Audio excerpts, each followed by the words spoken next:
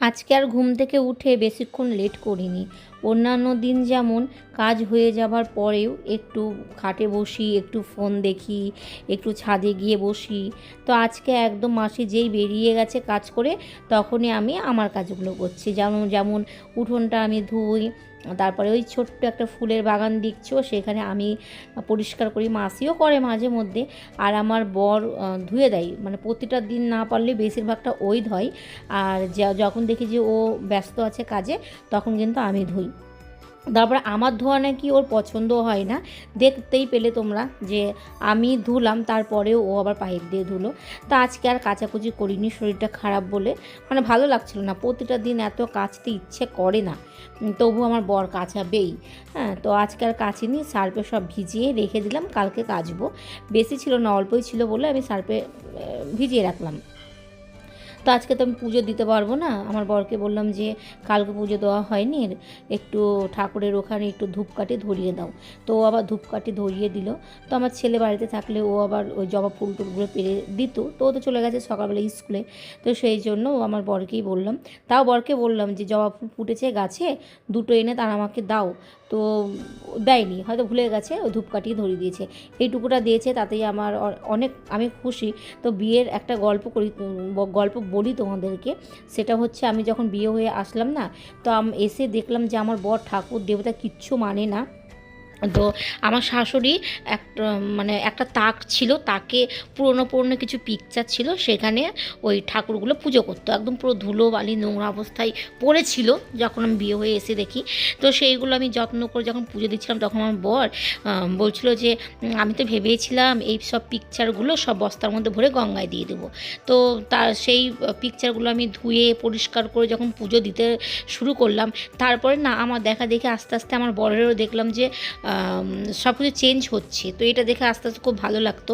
তারপর একটা সিংহাসন কিনলাম, লক্ষ্মী পুজো করলাম। তো আমার দেখা দেখে আমার বর যে এতটা চেঞ্জ হয়ে গেছে, এতটা ওকে চেঞ্জ করতে পেরেছি।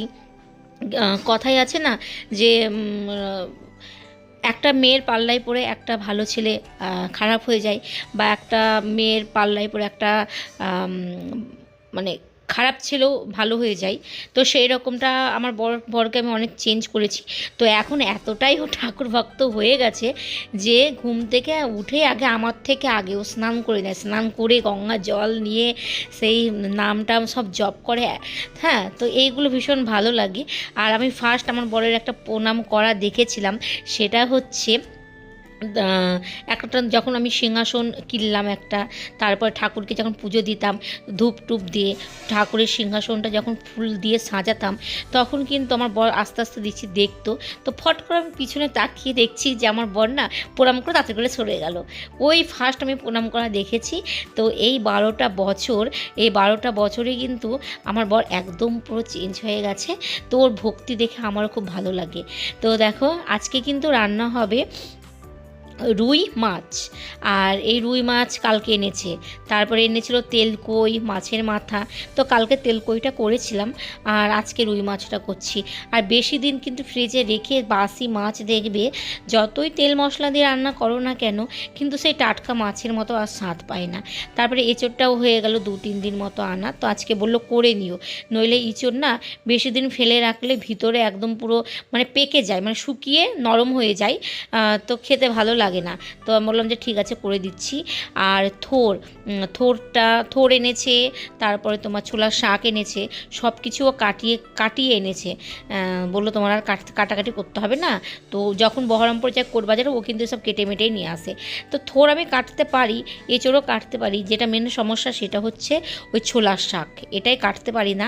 আর আমার বর কিন্তু ছোলার শাক খেতে খুব ভালোবাসে, বড়ি টড়ি দিয়ে রান্না করে দিই। তো ছোলার শাকটা যখন কাটা ছিল তখন থোর আর আর একটা কী যেন একটা মনে পড়ছে না, ফ্রিজের মধ্যে আছে, ওটা রান্না করা হয়নি, ওটাও কাটিয়ে নিয়ে এসছে। মোট 3টে জিনিস কাটিয়ে নিয়ে এসছে। তো কালকে ওটা রান্না করবো, ওটা দেখাবো কী জিনিস এখন মনে পড়ছে না। তো নামানোর টাইমে না মাছের ঝোলে দিয়েছিলাম একটু ধনেপাতা কুচি ছড়িয়ে আর একটু ভাজা মশলা, মানে এত সুন্দর একটা সেন্ট আসছিল, তো কি বলবো। আর আমি যখনই কিন্তু এঁচড় করি, এঁচড়টা কিন্তু একটু নুন আর হলুদ দিয়ে ভাপিয়ে নিই, তারপরে দেখো ভেজে নিয়েছি আলুটাকে আর এঁচড়টাকে নুন আর হলুদ দিয়ে ভেজেছি। তারপরে এখন মশলাটা কষিয়ে নিচ্ছি। মশলা বলতে তোমার আদা, পেঁয়াজ, রসুন, কাঁচা লঙ্কা, টমেটো বাটা এইগুলো। তো দেখো রান্না পুরো রেডি। আর এইভাবে যে রান্না করে সাজিয়ে শ্বশুরবাড়ির লোককে খাওয়াতে কী যে ভালো লাগে। আমি খাই বা না খাই, আমার আমার মনে হয় কি আমি রান্না করব, সবাইকে খাওয়াবো, সবাইকে খুশি করব। তো এটা খুব ভালো লাগে। তো এখন পুরো আমি ক্লান্ত, এখন একটু এই যে রেস্ট নেব, সবার জন্য ওয়েট করছি। ওয়েট করতে করতেই আমার ছেলে চলে এসেছে স্কুল থেকে। তো ওকে বললাম যে খেয়ে নাও, তো বলছে যে না আমি এখন খাবো না। তো চলো দেখতে থাকো। লাইট চালাও, লাইট চালাও, লাইট চালাও দেখি। বন্ধ করো লাইট। আমি খাবো না। কেন?